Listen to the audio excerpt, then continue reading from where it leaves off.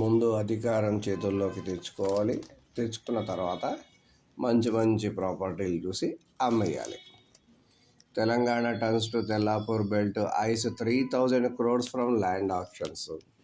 3,000 crores land actions చేసిన తర్వాత the government resumed land auctions after 3 months gap to mobilize funds of 4,000 crore to 5,000 crore for welfare communities, including Rythu Bharosa and public expenditure పెట్టడానికి ప్రాపర్టీలు అమ్ముతానంటే ఆయన అంతా గరం చాయ్ biscuit. అది area Osman Nagar near Tellapur. Land on offer 48 acres. Auction March 10, 13, 16. Upset price 39 crores per acre.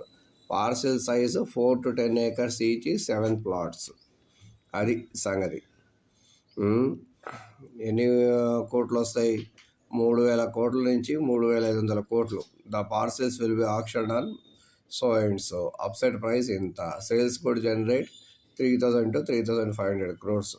అవి రావడం మళ్ళీ వెల్ఫేర్కి ఖర్చులు పెట్టాలి కదా, అది చెప్పేది. Housing board earns 34 crore from auction. Okay. 50 bidders participated in the auction held at KPHB Community Hall Monday.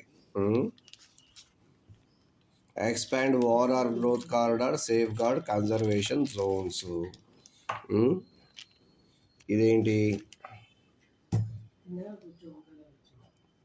TDA president. TDA అంటే Telangana developers association. GV Rao గారు, vice president CG Sajjan Kumar గారు ఏమంటారు? జయేష్ రంజన్ గారిని కలిశారండి. కలిసి ఏమంటారు? Hyderabad metropolitan development authority prepare చేసిన zone ఏదైతే ఉందో, where only 25% of the covered area was for residential plots and housing.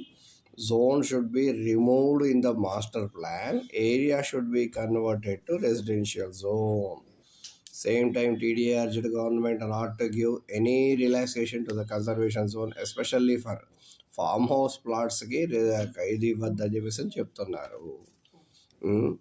అది సంగతి. 1 kilometer నుంచి 3 kilometers పొడిగించాలని చెప్తున్నారు. అలా పొడిగించడం వల్ల ఏమవుతుంది? బోల్డ్ ఇళ్ళు వస్తాయి. అది సంగతి. ఏదైనా కానీ ఇది తెలివైన పనే అనుకోవచ్చు, కానీ ఉన్నదంతా అమ్మేసుకొని వెల్ఫేర్ స్కీమ్స్కి పెడతామంటారేంటారు ఆయన. ఎంతైనా మీ ప్రభుత్వం, మీ ఇష్టం. గరం చాయ్ బిస్కెట్. ముందు అధికారం చేతుల్లోకి తెచ్చుకోవాలి. తెచ్చుకున్న తర్వాత మంచి మంచి ప్రాపర్టీలు చూసి అమ్మే